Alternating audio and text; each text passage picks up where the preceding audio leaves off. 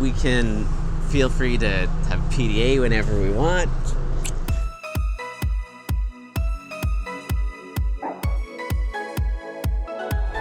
Hey, it's Josh. And Heath. And welcome on board this edition of the Open Sea Cruises by Axel. Their very first one. We start and end our trip in Barcelona with various stops in France and Spain along the way for a week of fun on the Mediterranean Sea with lots of partying and sunshine. And we're going to bring you along with us to get a taste of what it's like. So for this new LGBT cruise, we went on their inaugural voyage on the Zenith, which holds 1,400 passengers that you can party away with.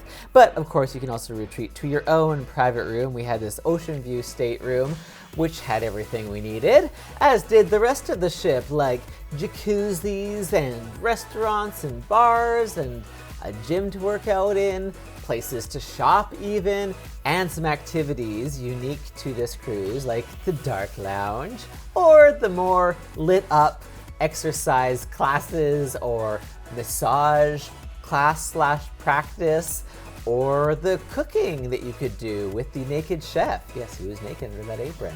Or you could even vogue if you wanted to strike a pose. So lots of options. Plus, of course, there is a swimming pool, and every day there is a pool party. And there's always a different theme, and it's always hosted by Priscilla, the Queen of Mykonos, with special guests like the Venga Boys, taking us back to the 90s, or there was Iconopop, bringing us back into the 2000s, and even RuPaul himself as a boy, DJing and dancing it up.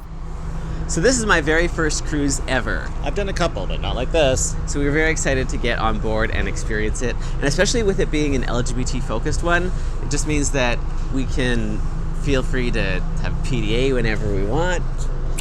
And the activities and events, they're all geared especially toward gay men.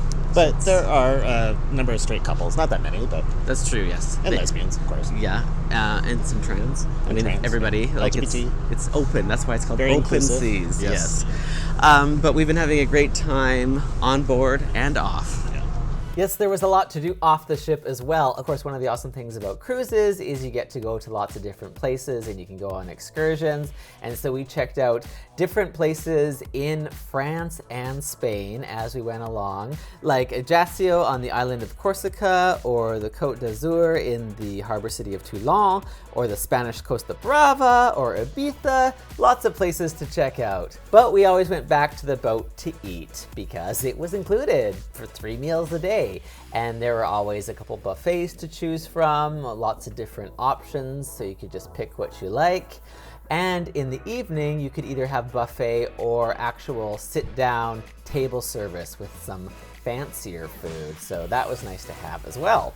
And then finally, we ended every night with a big party with some very special guests like Kazaki, who sang and danced their butts off. They were awesome. Some impersonators who totally looked and sounded like the real thing. They kind of blew me away.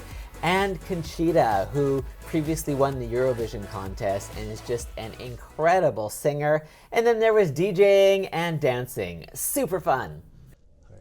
And that's been our week on the maiden voyage of Open Sea Cruises. It's been great to be on their first one, and they've got a bunch of others coming up, going to all kinds of different places. But it was cool to knock off Spain on your bucket list. Yes, Yeah. totally. Yeah. And we're going to be spending more time in Spain too. So if you're new, make sure you subscribe to my YouTube channel so you can see what else we get up to in this country.